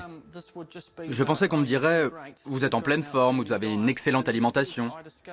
Et au lieu de ça, je découvre que mon régime alimentaire, mes résultats sanguins sont assez mauvais. Je n'ai que 46 ans, je ne devrais même pas m'inquiéter pour mes résultats sanguins. Et là, c'est devenu un peu plus compliqué qu'un simple programme de télé. Et je me dis « mince, il faut vraiment que je change quelque chose à mon alimentation ». J'ai l'impression que tout ce que je pensais savoir sur l'alimentation est peut-être faux. Mais pourquoi le sucre est-il devenu le mal absolu? Toute ma vie, j'ai cru cette vieille idée reçue qui remettait en cause les graisses. Il fallait manger allégé pour manger moins de matière grasse et ne pas grossir. La révolution de l'allégé a démarré dans les années 70-80, alors qu'on commençait à s'alarmer sur les maladies cardiaques. Le rôti familial avec ses graisses saturées naturelles est devenu has-been. Et l'allégé est devenu tendance. Quand ils ont retiré les graisses de la nourriture avait le goût du carton. L'industrie agroalimentaire le savait. Il fallait faire quelque chose. Mais quoi? Ils ont mis du sucre. Et l'allégé ne nous a pas rendus plus maigres. C'est même tout le contraire. On s'est mis à devenir de plus en plus gros et mal portants à mesure que la dose de sucre dans la nourriture augmentait.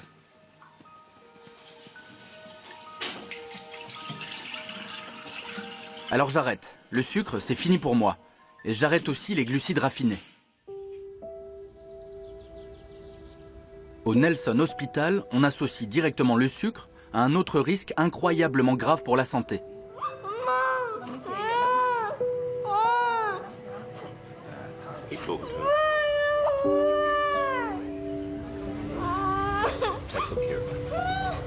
Cette fois, c'est l'impact des boissons sucrées et des jus sur la santé dentaire des enfants. J'ai rejoint le docteur Rob Beaglehall et son équipe en salle d'opération. Quelle est l'ampleur du problème?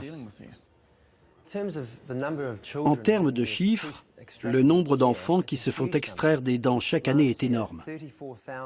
L'année dernière, 34 000 enfants de moins de 14 ans se sont fait extraire une ou plusieurs dents, et on sait que ce chiffre augmente d'année en année.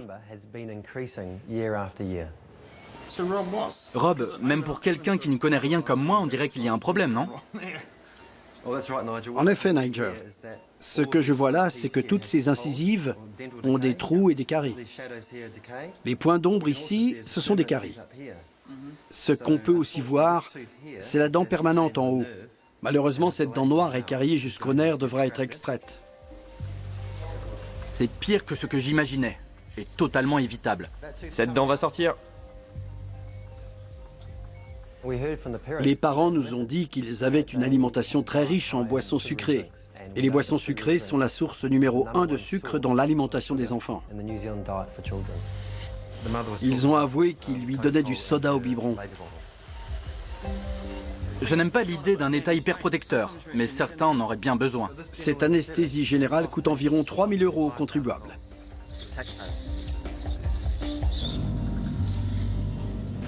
Ouais.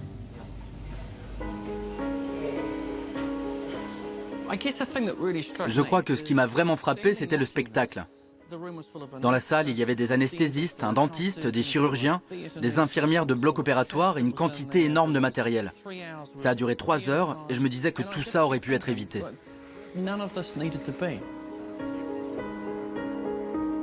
Au final, cette petite fille s'est fait extraire 6 dents sous anesthésie générale. Ce qui peut s'avérer dangereux, même dans les conditions les plus favorables. Quelles sont les conséquences si vous perdez 6 dents? Elle aura des problèmes pour se nourrir, des problèmes d'ordre esthétique, social, et malheureusement, elle aura aussi de graves problèmes orthodontiques qui nécessiteront des traitements complexes par la suite pour tenter de repositionner les dents. Et j'allais bientôt apprendre que ce n'était qu'un seul des patients que Rob et son équipe allaient soigner ce jour-là. Quel âge a cet enfant déjà? 2 ans. Sur ces 4 incisives, il n'y a plus du tout de dents. Tout ce qu'on peut voir, ce sont les racines. Cet enfant a dû souffrir énormément. Donc dans ce cas, les boissons sucrées ont littéralement dissous les dents jusqu'à la gencive? Dans une certaine mesure. Et ça a pu se produire en 6 mois seulement. On peut voir que le nerf est en train de saigner.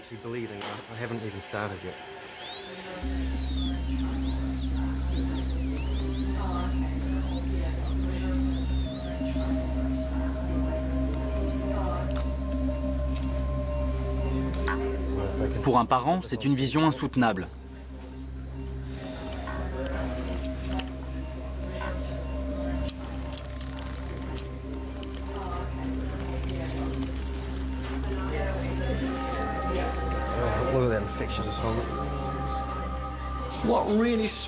Ce qui est vraiment impressionnant dans tout ça, c'est qu'on a tout un bloc opératoire rempli de gens très qualifiés.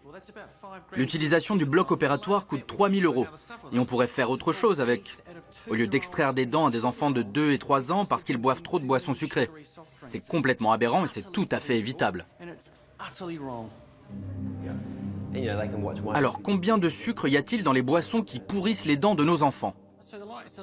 Une bouteille comme celle-ci fait 1,5 litre classique. Divisé par 4, ça nous fait 40 cuillères à café de sucre. 40 cuillères à café de sucre. Sur les 33 000 articles vendus dans le supermarché moyen, c'est le numéro 1 des ventes. Celui-là est vert, il est sûrement bon pour la santé, il est vert. En fait, il est pire, il contient 12,6 grammes de sucre. Ça fait 47 cuillères à café de sucre. Donc on arrive quasiment à 50 si on arrondit. Oui, 50 cuillères à café. Et c'est ce qu'on trouve souvent dans les fêtes des enfants. Exactement. Et si on regarde ce produit-là, c'est une portion. Et elle contient 600 millilitres. Ce qui fait 16 cuillères à café de sucre. Et si un enfant la boit, il ingurgite 5 jours de sucre. Donc ça, c'est 5 jours de sucre dans une bouteille. Exactement. C'est terrible. Et ça m'étonne vraiment. J'étais loin de l'imaginer. Maintenant, j'aimerais savoir ce qu'en dit l'industrie agroalimentaire. J'ai découvert combien de sucre nous consommions tous, et j'ai considérablement modifié mes habitudes. Je suis les recommandations de mon nutritionniste, le docteur Mickey Wildon, depuis 2 mois. Et je suis revenu pour vérifier si ces conseils ont eu un impact sur mes niveaux inquiétants de triglycérides. Alors Mickey, au bout de 2 mois, que donnent les analyses? Eh bien Nigel, on a de très bons résultats. Vos triglycérides étaient à 2,4 la dernière fois qu'on s'est vu et ils sont tombés à 1,5, ce qui est très bon. C'est bien. C'est excellent, parce que les niveaux de graisse élevés dans mon sang pouvaient provoquer des attaques et des crises cardiaques. Et il y a d'autres bonnes nouvelles. J'ai perdu 3,5 kg en 10 jours à cet endroit. Je peux serrer ma ceinture d'un cran de plus.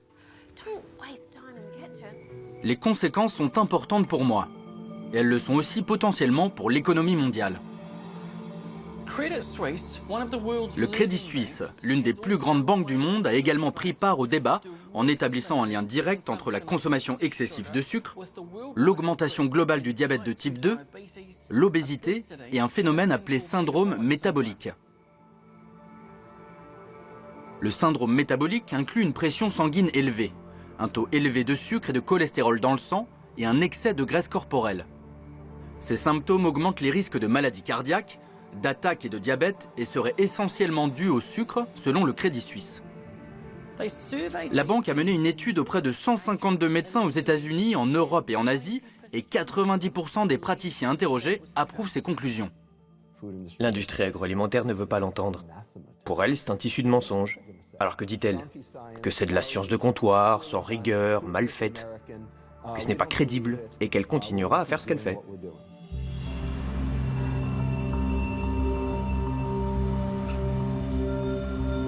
L'industrie agroalimentaire a sa propre interprétation de la science.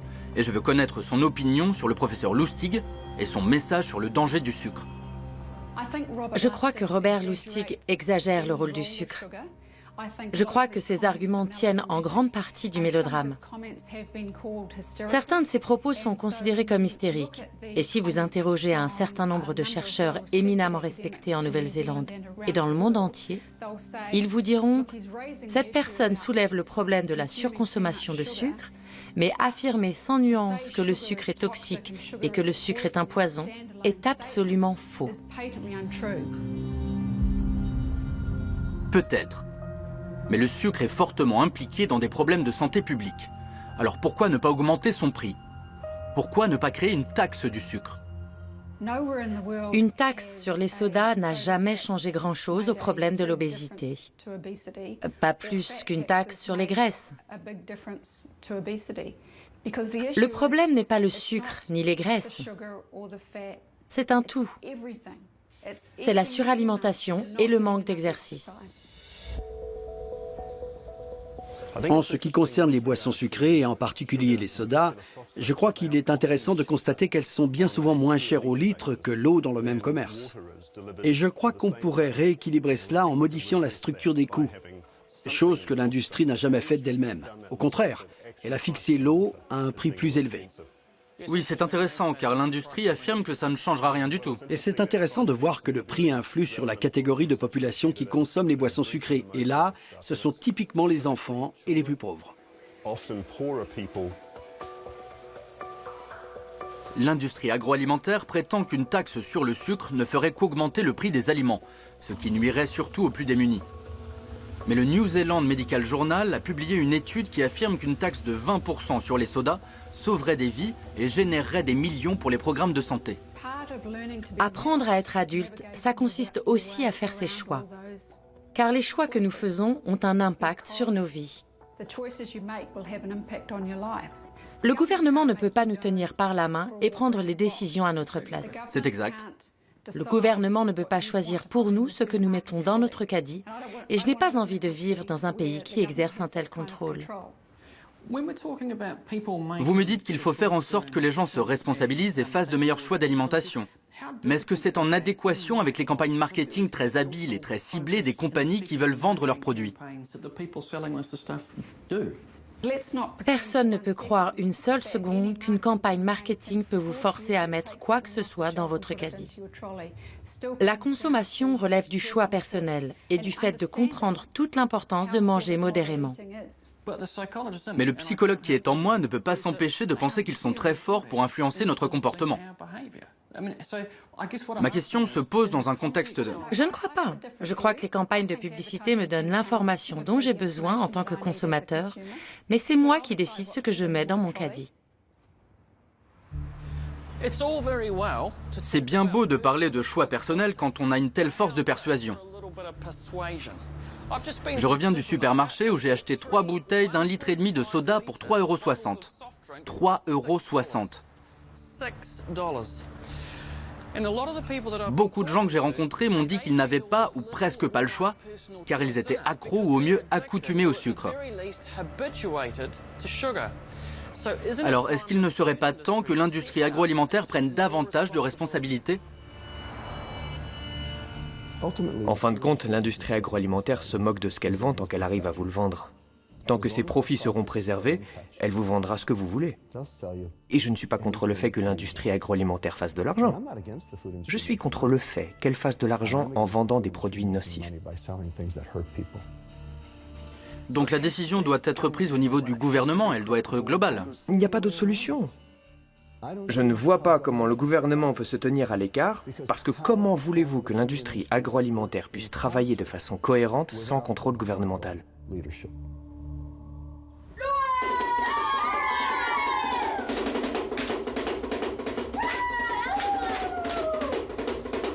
Pendant que les deux camps se retranchent à Yendaraskool dans le sud d'Auckland, on a arrêté d'attendre et on agit. L'école a banni les boissons sucrées et encourage un changement profond de style de vie. Sue, on mangeait beaucoup de sucre et de fast-food ici. Quand avez-vous commencé? On ne mangeait que des cochonneries. On n'avait pas de nourriture saine. Il n'y avait pas de fruits, pas de pain, pas d'eau. On avait du fast-food au déjeuner et du fast-food au petit déjeuner. On fonctionnait comme ça à l'époque. Il y a eu une réaction en chaîne. Au niveau du changement de comportement à la maison avec les parents, qu'est-ce qui fait la différence? On a utilisé les enfants pour éduquer les parents, en quelque sorte. Et c'est vraiment adorable quand des parents viennent nous raconter des anecdotes amusantes.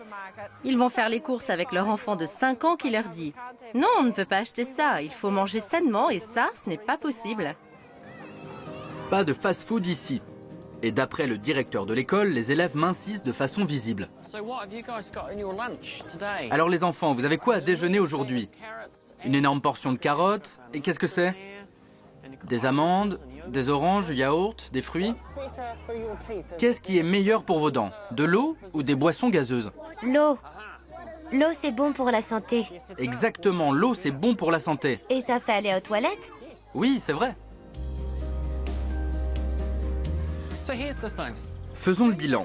Ce qui a été fait à Yendaraskool est vraiment remarquable. Ça a changé la façon de manger des enfants et grâce à ça, le nombre d'élèves obèses a diminué dans l'école. Qui aime le concombre? Les enfants se sentent mieux en classe, leur famille change et ça entraîne un changement pour tout le monde. C'est très bien de parler de responsabilité individuelle et beaucoup de gens pensent que chacun devrait prendre ses décisions lui-même. Mais en vérité, ce n'est pas comme ça qu'on change les habitudes. Du point de vue de la psychologie, pour changer les comportements, il faut une autorité, une réelle intention, un suivi. Et il faut des gens pour gérer le processus. C'est ce que toute l'équipe de Yendaraskool a fait et ça marche. Le sucre est profondément ancré dans notre mode de vie, tout comme le diabète maintenant. C'est une des crises sanitaires les plus graves que nous ayons connues. Chaque jour, on estime à 50 le nombre de nouveaux diabétiques néo-zélandais. Tous les pays du monde ont connu un pic d'obésité. Ici, nous connaissons un pic de diabète qui surpasse l'explosion de l'obésité.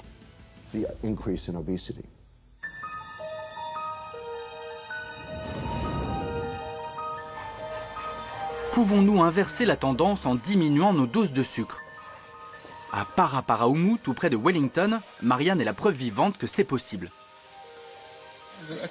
Ça sent bon. Et c'est bon.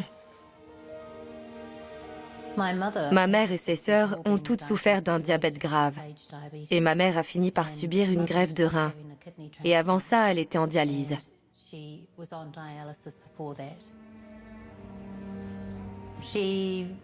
Elle a ensuite été hospitalisée et elle a fini par sombrer dans le coma. Donc vous avez vu le diabète prendre la vie de votre mère et après ça, on vous a dit que vous étiez prédiabétique. Ça a dû être terrible. C'était extrêmement éprouvant et surtout très très effrayant. Un jour, Gary est rentré du travail. On avait regardé les différents régimes. Il est rentré et il a dit « on arrête le sucre ». Gary, le mari de Marianne, est pilote. C'est lui qui a pris l'initiative. Salut Gary. Je suis venu chez vous pour un bon curry. Ah, j'adore ça. On a ouvert les placards et le frigo et on a jeté tout ce qui contenait plus de 5% de sucre. On a décidé d'utiliser du glucose ou du dextrose comme substitut au sucre et on s'est mis à manger de la vraie nourriture. Est-ce que c'était facile d'arrêter le sucre? Ça vous a manqué? Oui, les 2 premières semaines. C'est peut-être les 4 premiers jours qui ont été les plus difficiles. Ça sent vraiment bon. Et je me dis que c'est vraiment génial parce que c'est très simple. Mais qu'est-ce que ça donne au niveau de la teneur en sucre? La pâte de curry qu'on utilise contient moins d'1 gramme de sucre pour 100 grammes. C'est bien. Nous sommes partisans de la cuisine sans sucre. En fait, ce n'est pas complètement sans sucre. Il y en a 4 grammes pour 100 grammes. Donc vous n'êtes pas complètement extrémiste. Vous ne le considérez pas comme toxique. Il y en a un peu là-dedans. Oui. Mais juste le minimum. Exactement. Un choix simple qui a eu un effet considérable sur la vie et la santé de Marianne. Quelle différence ça a fait pour vous sur le plan physiologique? Ça m'a fait perdre 18 kilos. Et votre diabète, qu'est-ce qu'il est devenu? Disparu. Je ne suis plus prédiabétique, ce qui est excellent. Donc apparemment, je n'ai plus aucun risque de devenir diabétique. Comment était votre vie avant d'arrêter le sucre? J'étais gros. Très gros. J'ai atteint les 106 kilos. Et maintenant? 72,5. C'est une perte considérable. Oui, ça fait 25% de mon poids. Ça me met en colère, parce que je n'aurais jamais dû être prédiabétique. Ma mère n'aurait probablement jamais dû mourir du diabète, et ça me rend furieuse. On aurait pu éviter ça s'il n'y avait pas eu de sucre dans nos vies. Je viens de trouver quelque chose d'assez appétissant. C'est le dessert allégé aux fruits rouges de Gary. Il n'y a pas du tout de sucre dedans. C'est vraiment bon, on dirait que ça peut faire des ravages. Donc on n'est pas obligé de manger des choses fades et tristes, on peut manger des choses délicieuses.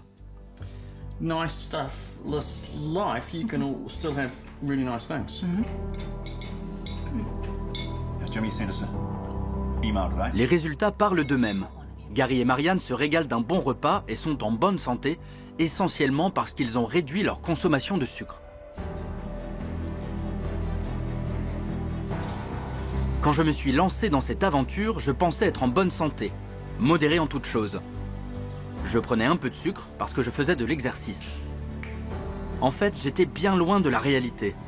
Mon sang contenait trop de graisse qui pouvait provoquer des attaques et des crises cardiaques. J'ai découvert que notre alimentation riche en sucre et les quantités de soda qu'on consommait nous plongeaient dans une grave crise sanitaire. Les enfants qui vont à l'hôpital pour se faire arracher des dents sont de plus en plus nombreux. Ce qu'on sait, c'est qu'on ne donne pas à nos enfants de 2 ans du tabac à fumer ni de l'alcool à boire. En revanche, on donne à des enfants de 2 ans des boissons sucrées. C'est assez simple. Il faut réduire la prise de sucre en identifiant ce qui n'a aucune valeur nutritionnelle ajoutée. Le plus facile est donc de diminuer la consommation de boissons sucrées. La question est, combien de preuves vous faut-il pour accepter le changement? Il faut inverser la tendance. C'est une crise sanitaire. Il n'y a qu'un seul moyen de le faire. Se débarrasser du sucre dans la nourriture. Alors j'ai arrêté le sucre. Résultat, mon analyse de sang était bonne et j'ai perdu du poids. Le sucre est responsable de toutes sortes de maladies. J'ai lu des études et j'en suis convaincu. Bien sûr, les portions énormes, les aliments transformés et le manque d'exercice ont également une part de responsabilité. Mais on ne peut pas forcer les gens à faire du sport. En revanche, on peut limiter notre consommation de sucre. Si nous ne faisons rien, l'impact sur notre système de santé sera terrible. Consommer des produits allégés ne fait pas maigrir, c'est parfois même contre-productif pour perdre du poids. En résumé, prendre le temps de cuisiner des produits sains et pratiquer plus d'activité physique, il n'existerait à ce jour pas de meilleur régime minceur. C'est la fin de cette émission, merci de l'avoir suivi. Je vous retrouve très vite pour de nouvelles enquêtes. Investigation se poursuit sur France O.